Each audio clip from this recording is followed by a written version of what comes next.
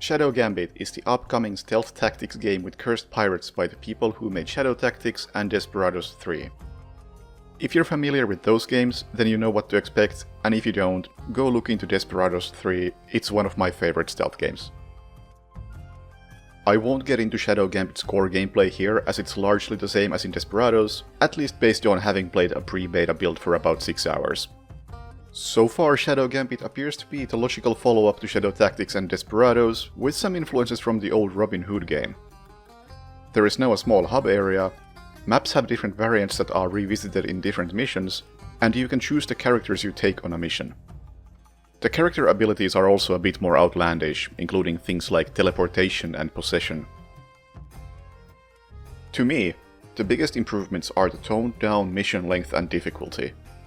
I don't think I'm terrible at these games, but I always found them to be very demanding, both in terms of how precise your planning and execution have to be and how long it takes to complete a single mission.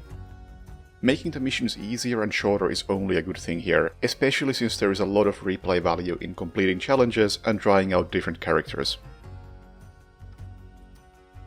Maybe the biggest change from Desperados is the ability to choose which characters you bring on missions. On the surface, this sort of freedom sounds like a good thing, but I remain skeptical. After getting familiar with a character's abilities, it's hard to justify not bringing them on every mission. Maybe on repeated playthroughs you can select characters better by knowing what's useful in each mission, but on a first playthrough you're not going to have that kind of foresight. Sticking to the same characters feels like the most efficient way to play, but it also makes the game more repetitive. In Desperados, each mission had a set team composition that gave all characters a chance to shine and added variety. While Shadow Gambit is going to have a few character-focused missions and some kind of overarching progression that encourages switching characters, those didn't come into play in the early parts of the game.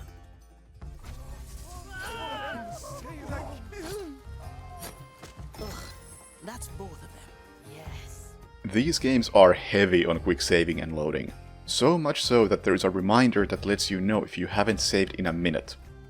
This time, saving is a part of the lore as your ship has time manipulation powers, and while I like that as an idea, I'm not sold on the execution.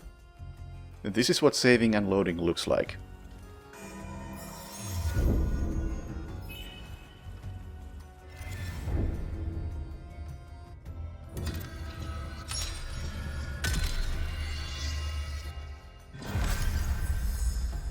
Maybe it's just me, but I find these effects really excessive and distracting. The save reminder has gone through a similar change, and while in Desperados I thought the reminder timer was very useful, in Shadow Gambit I ended up disabling the reminder altogether. Anyway, this whole save thing is a small nitpick, but it's the one thing that stood out to me as a clear downgrade from Desperados. Overall, Shadow Gambit seems great so far, but I want to see how well the character selection system works in the long run before making any judgments.